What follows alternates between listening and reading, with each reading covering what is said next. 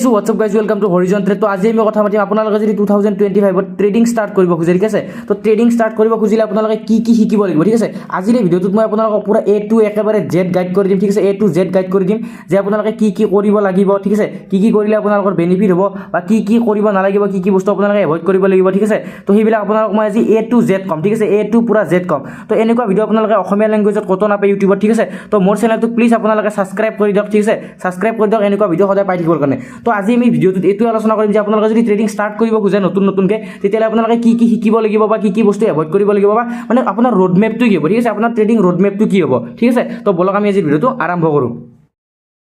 তো গাইজ আপোনালোকে যদি 2025 যদি ট্ৰেডিং ষ্টাৰ্ট কৰিম বুলি ভাবে, তেতিয়াহ'লে আপোনালোকে কি কি শিকিব লাগিব মই আপোনালোকক এনেকুৱা A to Z লেভেলত বুজাম ন। আপোনালোকে চিন্তা কৰিব নালাগে, আপোনালোকে ট্ৰেডাৰ বনি যাব, ঠিক আছে। ফাল্টু ধেমালি কৰিছোঁ, ঠিক আছে। তো গাইজ আপোনালোকে যদি ট্ৰাই কৰে আপোনালোকে নিশ্চয় ট্ৰেডাৰ বনিব পাৰিব, ঠিক আছে। তো মই আপোনালোকক এইটো শিকাম যে আপোনালোকে যদি চাওক, মই আপোনালোকক এটা গাইড কৰিব পাৰিম যে কোনটো কোনটো বস্তু প্ৰচেছ ফ'ল' কৰিলে আপোনালোকে এটা ট্ৰেডিং মানে লাৰ্ণিংটো আপোনালোকে কম সময়ৰ ভিতৰতে কৰিব পাৰিব। আপোনালোকে আৰু বেলেগ বেলেগ উল্টা পুল্টা নলেজ লৈ কিনে যিটো পইণ্টৰ নলেজ হয় সেইখিনি কেনেকৈ ল'ব পাৰিব, ঠিক আছে। তো গাইজ প্ৰথম আপুনি চুজ কৰিব লাগিব, আপুনি শিকিব লাগিব মানে বেছিকখিনি, ঠিক আছে। চ' ট্ৰেডিঙৰ যিখিনি বেছিক হয়, যেনেকৈ ধৰি লওক ছাপৰ্ট ৰেজিষ্টেঞ্চ, ঠিক আছে। ছাপৰ্ট ৰেজিষ্টেঞ্চ মানে ক'ব গ'লে ধৰি লওক ছাপৰ্ট এণ্ড ৰেজিষ্টেঞ্চ এইবিলাক আপোনালোকে জানে। ওপৰ তলৰডাল ছাপৰ্ট বুলি কয়, ওপৰৰখিনি ৰেজিষ্টেঞ্চ বুলি কয়। তো এইবিলাক ছাপৰ্ট ৰেজিষ্টেঞ্চ কি বস্তু হয়, ঠিক আছে। তাৰে পিছত ধৰি লওক ট্ৰেডিং ভিউ কেনেকৈ ইউজ কৰে, ঠিক আছে। ট্ৰেডিং ভিউ কেনেকৈ ইউজ কৰে এইবিলাক আপোনালোকে শিকিব লাগিব। তাৰে পিছত ধৰি লওক আপোনালোকে ব্ৰকাৰৰ বিষয়ে জানিব লাগিব যে ব্ৰকাৰ কি হয়, ঠিক আছে। যে NSC কি হয়, BSC কি হয়, এইবিলাক বিষয়ে আপোনালোকে জানিব লাগিব, ঠিক আছে। বেছিকখিনি প্ৰথম আপুনি ক্লিয়াৰ কৰিব লাগিব। তো এই বেছিকখিনি ক্লিয়াৰ কৰোঁতে আপুনি মিনিমামটো দিব লাগিব আপুনি 10 days to 20 days, ঠিক আছে। 10 পৰা 20 ডেজে আপুনি ইয়াতে মানে বাৰ্ণ কৰিব দিব, ঠিক আছে। তো যিহেতুকে আপুনি মানে কম সময়ৰ ভিতৰত ট্ৰেডিং শিকিব খুজিছে, চাওক ট্ৰেডিংটো এনেকুৱা গেম নহয় যে আপোনালোকে একদম কম সময়ৰ ভিতৰত শিকিব লাগিব, ঠিক আছে। তো মই আপোনাক চাওক বেছিকখিনি শিকিবৰ কাৰণে আপোনালোকৰ টাইম ফ্ৰেম হ'ব 20 বা 10 days, ঠিক আছে। 10 পৰা 20 days, ঠিক আছে। তো যেতিয়া আপোনালোকৰ বেছিকটো ক্লিয়াৰ হৈ গ'ল, ঠিক আছে।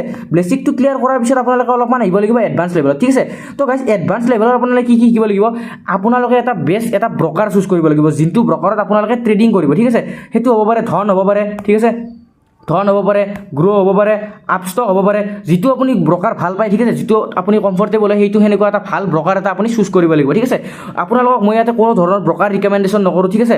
তো আপোনালোকে জানে মই কেনেকুৱা ইউটিউবাৰ, ঠিক আছে। তো মই আপোনালোকক একো ব্ৰকাৰে ছাজেষ্ট নকৰোঁ, বাট আপোনালোকৰ যিটো ভাল হয় আপোনালোকৰ কাৰণে, যিটো আপোনালোকৰ কাৰণে বেনিফিচিয়েল হয় বুলি আপোনালোকে ভাবে, আপোনালোকে সেইটো ব্ৰকাৰে কি কৰিব চুজ কৰিব, ঠিক আছে। আপোনালোকে যিটো ব্ৰকাৰ চুজ কৰে আপোনালোকে সুধিব পাৰে, আপোনালোকৰ নিজৰ ইচ্ছা। চাওক আপোনালোকৰ এতিয়া চাওক আপোনালোকে বেছিকখিনি জানিলে, ছাপৰ্ট ৰেজিষ্টেঞ্চ ট্ৰেডিং ভিউ কেনেকৈ ইউজ কৰে, ব্ৰকাৰ কি হয় আৰু বা NSC কি হয়, BSC কি হয়, SEBI কি হয়, এইবিলাক আপোনালোকে গোটেইখিনি জানিলে মানে বেছিক, ঠিক আছে। আপোনালোকে ইউটিউবত মাৰি দিব ষ্টক মাৰ্কেট বেছিক বুলি। তো তাৰপিছত আপোনালোকে তাৰে 10, 15, 20 যিমান ভিডিঅ' আছে চাই গোটেইখিনি খতম কৰি দিব, ঠিক আছে। তো তেতিয়াহ'লে আপোনালোকৰ হৈ গ'ল প্ৰথম বেছিকটো ক্লিয়াৰ, ঠিক আছে। বেছিক ক্লিয়াৰ হৈ গ'ল, আপুনি অলপমান মিডিয়াম মানে এডভান্স মানে এডভান্সতকৈ অলপ তলৰ লেভেলটো যিটো আছিলে সেইটো শিকিলে আপোনালোকে ধৰি লওক ব্ৰকাৰ কোনটো চুজ কৰিব বা ব্ৰকাৰটো ইউজ কেনেকৈ কৰে, ঠিক আছে। ধৰি লওক আপোনালোকে ধন ব্ৰকাৰ নামৰ ব্ৰকাৰটো চুজ কৰিলে, ঠিক আছে। তো সেই ধন নামৰ ব্ৰকাৰটো আপোনালোকে ইউজ কেনেকৈ কৰিব, ঠিক আছে। এইবিলাক আপোনালোকে এডভান্সৰ মানে অলপ আগৰ লেভেলটোত, ঠিক আছে, শিকি ল'লে, ঠিক আছে।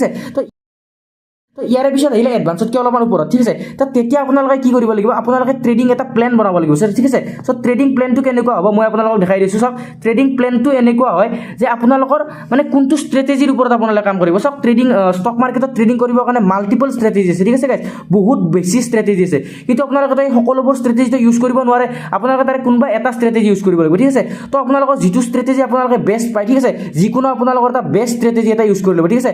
বেষ্ট ষ্ট্ৰেটেজি যিটো আপোনালোকৰ একদম মানে প্ৰফিট মানে আপোনালোকে বা যিটোত আপোনালোকে মানে ট্ৰেড কৰিব মানে কমফৰ্টেবল হয়, ঠিক আছে।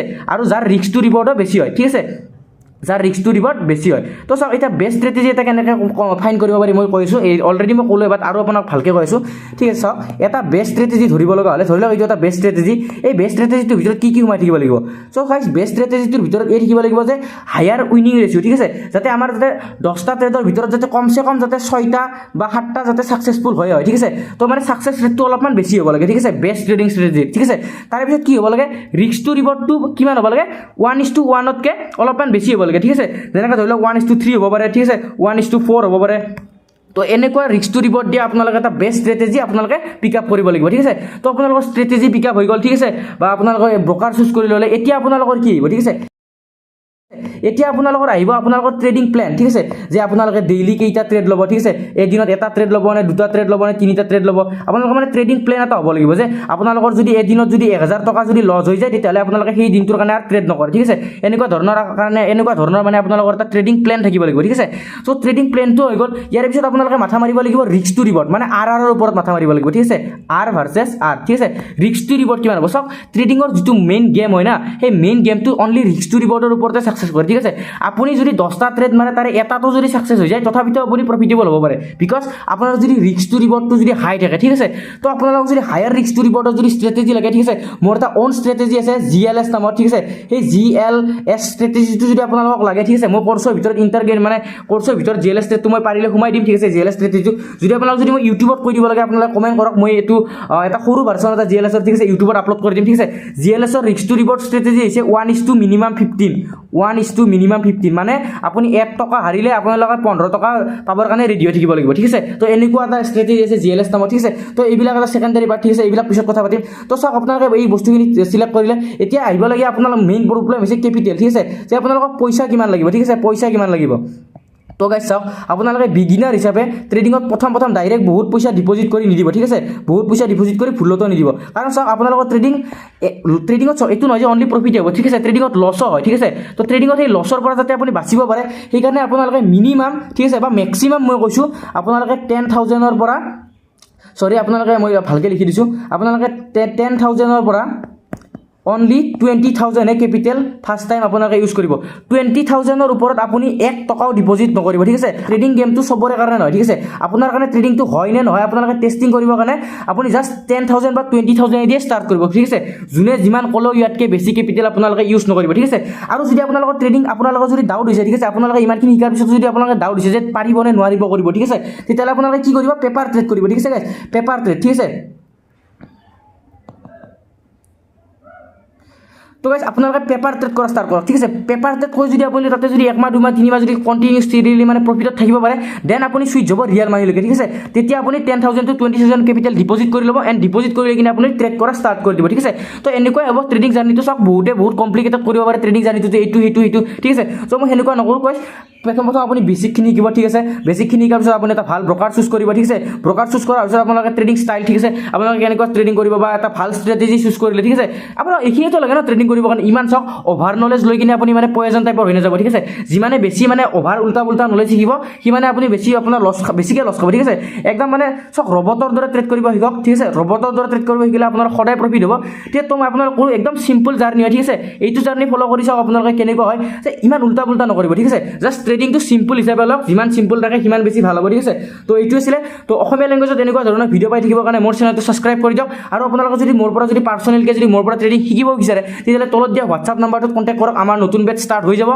ঠিক আছে আমাৰ অলৰেডি বহুকেইটা বেচ গুচি গ'ল ঠিক আছে তো এতিয়া আমাৰ আৰু নতুনকৈ বেচ ষ্টাৰ্ট হ'ব দিছে আপোনালোকে মোক কন্টাক্ট কৰক ঠিক আছে যেতিয়া কন্টাক্ট কৰিলে পাব ঠিক আছে তো এইটো WhatsApp নম্বৰ কন্টাক্ট কৰিব পাৰে যদি আপুনি মোৰ লগত যদি কোৰ্স কৰিব ইচ্ছা আছে ঠিক আছে তো আমাৰ কোৰ্সটোত forex Indian market crypto market binary market গোটেইখিনি একদম কম আৰু এফৰ্ডেবল প্ৰাইজত শিকাই দিয়া হয় ঠিক আছে তো আজিলৈখিনিয়ে পুনৰ লগ পাম ইয়াৰ নেক্সট ভিডিঅ'ত তেতিয়ালৈকে বাই বাই